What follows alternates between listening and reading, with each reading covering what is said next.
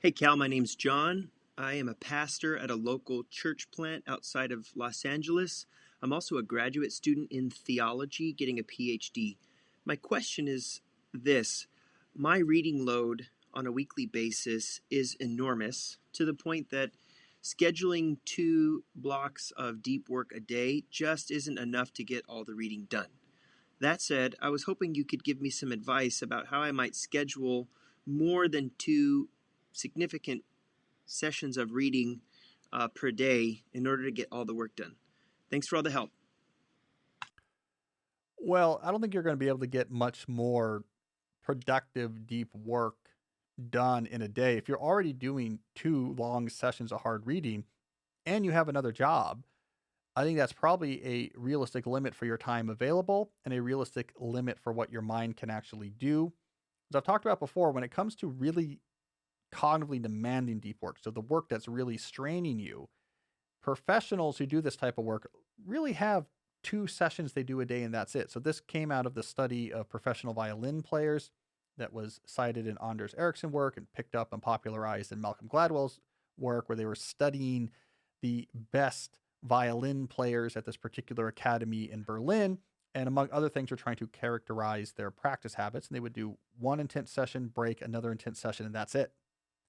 What they did not find, for example, in this study was that there was a effect where more and more and more practice led to more and more accomplishment with the violin, because there's only so much you could do at that level of intensity, and you might be there.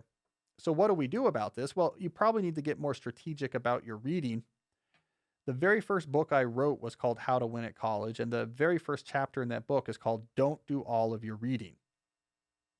What this means is that at the college level, the grad school level, you have to learn how to be more strategic with your reading. You have to know when to go in and really go slow and understand the argument, and where you need to skim, where you can skip an assignment, and where you need to dwell on an assignment. The amount of reading assigned in a typical program in the humanities tends to be more than can actually be done for most people. So you have to learn how to do some of the strategic slow down, speed up, go deep, go shallow. The other thing you probably have to do is, to the extent that's possible, be more strategic about your course selection. People don't think enough about this. There's a real masochism out there in higher education where people just put in place on paper the course load they want to do. I want to get this degree fast, and these are all good courses. Let me challenge myself. And yeah, this is 5 courses instead of 4, and these 3 are notoriously hard, but I want to be the type of person who's just goes after it and gets really hard courses and gets things done early. And then you get to the reality of it. You're like, I can't keep up with this amount of work. And I tend to push the other way. Keep your schedule as easy as possible that still keeps you on track for graduate on whatever schedule you want to. And if that is still too hard, then maybe you need to adjust that schedule and say, I'm a full-time pastor and I'm going to have to add another year to my studies here because I can't take a full course load and do my full-time job. That's fine too.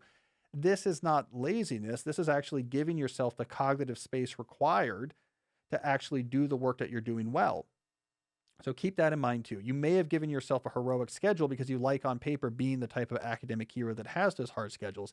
But in the end, no one cares about how hard your schedule is. No one's going to give you a gold star for taking a 5th course instead of 4. No one's going to pat you on the back because you took 3 really hard courses at the same time. No one is going to say, this is why I'm going to hire you because you had such a hard demands on your time. People just care about what's the degree, what are your grades, how well did you do at the thing you did best. So keep your load reasonable, be strategic about your reading, combine those 2 strategies, and I think you'll find that you have a little bit more breathing room. Don't try to add a 3rd session. Don't try to be doing 7 hours of deep work a day. It's just not going to work out.